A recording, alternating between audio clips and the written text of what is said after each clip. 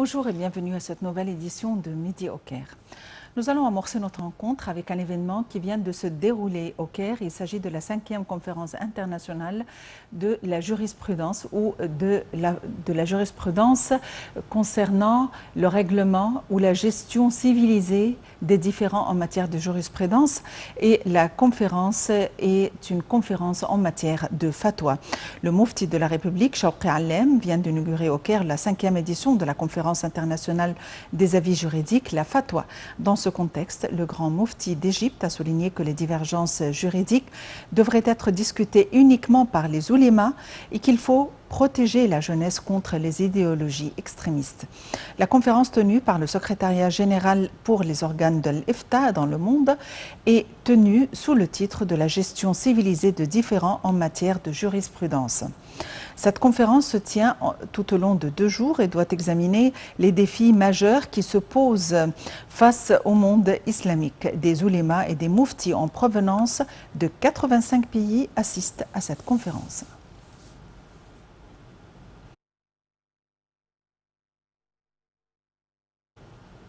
Et pour nous donner plus de précisions, nous avons le plaisir d'avoir avec nous Dr Kamal Gadallah, professeur à l'Université d'Al-Azhar. Dr Kamal Gadallah, bonjour et bienvenue avec nous. Bonjour. Dr Kamal Gadallah, cette conférence, cette 5e conférence internationale de l'IFTA, sous le titre La manière civilisée ou gestion civilisée des différends en matière de jurisprudence. Quels sont les principaux points ayant été discutés jusqu'à présent? Vraiment, pour la maison de fatwa de l'Égypte, elle est toujours soucieuse des questions survenues et actuelles du monde musulman, parce que vous le connaissez très bien, il y a une différence entre une prescription juridique islamique au sens plein des mots, c'est-à-dire au sens stable des mots, et la fatwa, c'est-à-dire la religion qui pourrait s'appliquer à une situation quelconque, sans égard pour, par exemple, s'il y a une sorte de rigueur ou bien une sorte de facilité. Donc, il y a ce qu'on peut appeler la fabrication de fatwa, c'est-à-dire comment chercher des avis religieux qui peuvent être compatibles à la situation actuelle, comment, par exemple, choisir parmi les diverses fatwas, parmi les divers avis, par exemple, des grands ulama, ce qui est le plus compatible, le plus approprié à la situation. Donc, les traités dans cette époque-là, porte essentiellement sur comment éloigner en fait tout ce qui est religieux de tout ce qui est idéologique, c'est-à-dire comment faire en sorte que la religion soit au service de bonheur, de la miséricorde, de l'humanité sans égard pour les diverses idéologies qui pourraient abîmer la religion et aberrer, si vous voulez, les fatwas et les avis religieux. Donc on s'intéresse à résoudre le problème qui pourrait confronter le monde musulman actuellement, comme par exemple le terrorisme et ses sentences, par exemple le djihad, comment il était manipulé. Donc on cherche en fait à dissiper cette sorte de manipulation de la religion au service de plusieurs idéologies, de plusieurs idées qui ne sont pas tout à fait compatibles à la vraie religion. Donc c'est autour, en fait, c'est dans cette ambiance-là que les axes de la conférence se font questionner. Oui. Le terrorisme est un grand souci et justement, il tente de parvenir à une manière pour lutter contre l'extrémisme qui génère le terrorisme à travers le dialogue civilisé. Quels sont les outils à travers lesquels les ulémas optent pour lutter contre le terrorisme? En fait, le terrorisme, comme vous venez de dire, est généré de malcompréhension de l'islam, c'est-à-dire de l'extrémisme et des idées tout à fait extrémistes qui ne cherchent pas à bien expliquer ou bien à bien interpréter ou bien comprendre et saisir les questions religieuses de la manière tout à fait adéquate. Donc, pour lutter contre n'importe quelle déviation intellectuelle et pensive, il faut chercher à intégrer ce qui est correct. C'est-à-dire revenir par l'islam à ses origines tout à fait initiales, qui était venu pour miséricorde et pour bonheur à toute l'humanité entière. Donc il faut réviser tout ce qui était occasionnel, parce que, comme vous le connaissez très bien, il y a des avis religieux qui sont tout à fait émanés de vrais textes sacrés ou bien les critiques, sainte écriture comme le Coran et la Sunna. et ils sont compris d'une façon tout à fait directe et ils doivent être comprises de la manière. Il y a aussi d'autres textes qui étaient compris dans des circonstances très particulières, comme par exemple des affrontements entre les musulmans et les non-musulmans au temps de la guerre religieuse entre l'Orient et l'Occident, comme les croisades et tout ça. Et donc, à cette époque-là, il y avait des fatwas qui étaient émanés pour résoudre, ou bien pour répondre aussi à une situation quelconque. Donc, après avoir répondu à cette situation, il faudrait revenir en fait à l'essence même de cette compréhension islamique pour, si vous voulez, épurer ou bien purifier en fait les discours religieux de toutes ces fatwas circonstancielles qui peut-être en quelque sorte étaient compatibles à leur époque. Maintenant, elles ne sont pas du tout compatibles. Donc, il faut revenir aux origines de l'exégèse, de l'interprétation. Il faut aussi enseigner à nos étudiants de l'Azhar ou bien de n'importe quelle autre institution religieuse comment, par exemple, comprendre ce qu'on appelle le fiqh de dialogue, soit interreligieux, soit interculturel.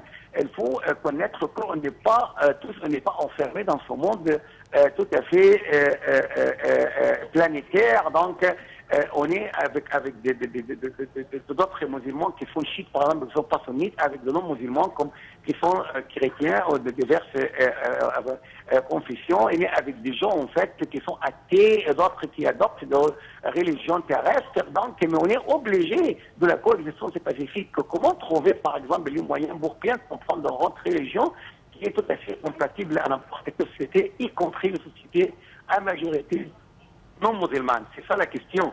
C'est comment bien comprendre notre religion en fonction des survenues actuelles et des circonstances que le monde vit actuellement. Très bien. Docteur Kamal Gadallah, vous êtes professeur à l'Université de l'Azhar. Merci d'avoir été avec nous aujourd'hui.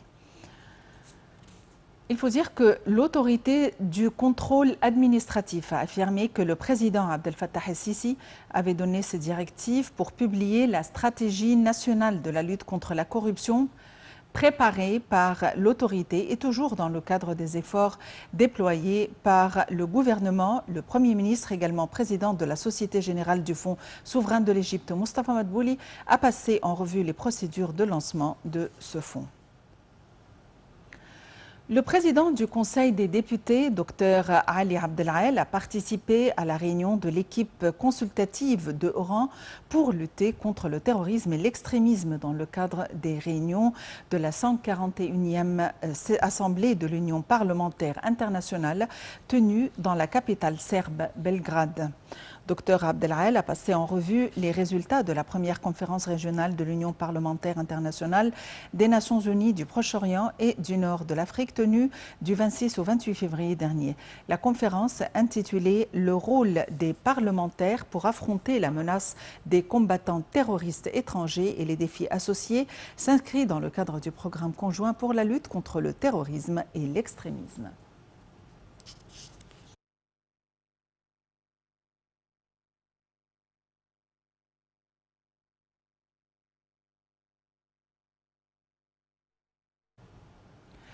Donc, nous revenons à cette information concernant l'autorité du contrôle administratif ayant affirmé que le président Abdel Fattah el-Sisi avait donné ses directives pour publier la stratégie nationale de la lutte contre la corruption préparée par l'autorité. Nous avons plus d'informations dans ce compte rendu de Marwa Arafa et Mohamed El-Houmoussani. L'autorité du contrôle administratif a affirmé que le président Abdel Fattah el-Sisi avait donné ses directives de publier la stratégie nationale de la lutte contre la corruption préparée par l'autorité. Ceci intervient dans le cadre de l'application des normes de transparence et d'intégrité qui facilitent l'accès des données. L'autorité du contrôle administratif a indiqué que le chef de l'État suivait de près le progrès réalisé lors de l'application de la deuxième phase de cette stratégie. L'autorité a ajouté avoir publié une brochure simplifiée de cette deuxième phase qui comprenait un guide complet de 500 services gouvernementaux et l'activation du système de liaison numérique entre toutes les institutions de l'État. Toujours dans le cadre des efforts déployés par le gouvernement, le Premier ministre et également président de la Société générale du Fonds souverain de l'Égypte, Moustapha Madbouli, a passé en revue les procédures de lancement de ce fonds. Madbouli a examiné aussi les étapes nécessaires à l'activation du rôle de ce fonds, une des plus importantes formes de partenariat entre le gouvernement et le secteur privé. Le fonds souverain vise à réaliser le développement durable à travers la formulation de stratégies nécessaires à la gestion des actifs et des propriétés non exploitées de l'État et en tirer profit.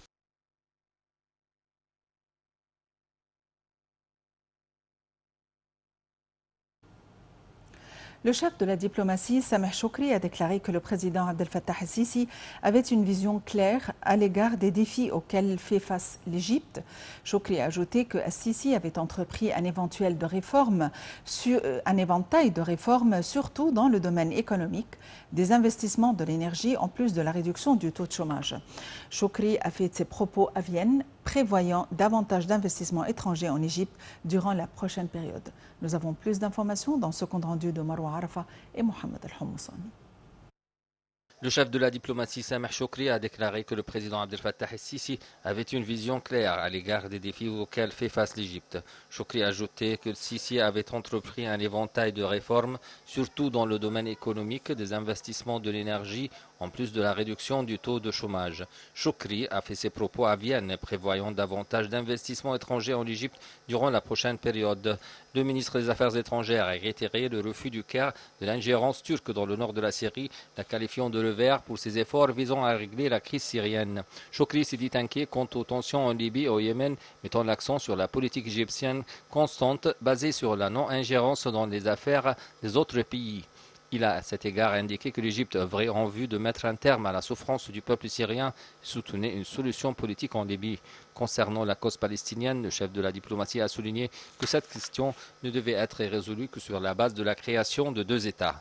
Quant à la question du barrage éthiopien de la Renaissance, Choukri a expliqué que l'Égypte faisait face à des dangers à cause de ce barrage, indiquant que la reprise du dialogue avec Addis Abeba était un signe positif. Voyons que Choukri s'est envolé dimanche pour la capitale autrichienne Vienne dans le cadre d'une tournée dans l'Est de l'Europe. Cette tournée devait englober la Croatie, la Lituanie et la Lettonie. Cette tournée vise à renforcer les relations et à mettre l'accent sur l'intérêt de l'Égypte à ouvrir de nouveaux horizons de coopération avec ses partenaires internationaux.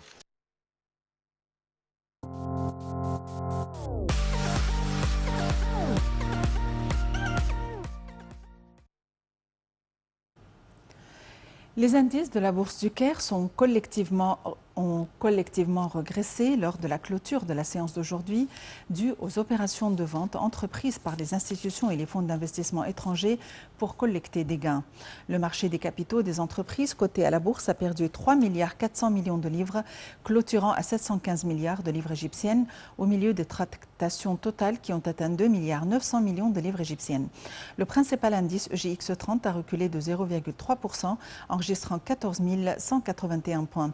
L'indice des petites et moyennes entreprises EGX 70 a perdu 0,53% et l'indice le plus élargi EGX 100 a également perdu 0,83%.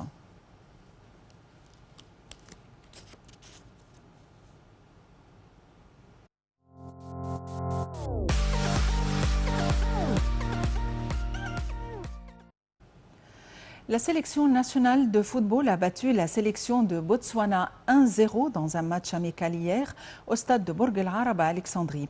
Il s'agit du premier match des Pharaons sous la direction de son nouvel entraîneur, Houssem El Badri. Cette rencontre intervient dans le cadre des préparatifs de l'équipe nationale pour les qualifications de la CAN 2021 qui sera tenue au Cameroun. L'Égypte doit débuter ses matchs qualificatifs en s'opposant au Kenya et aux îles Comores les 14 et 18 novembre prochains.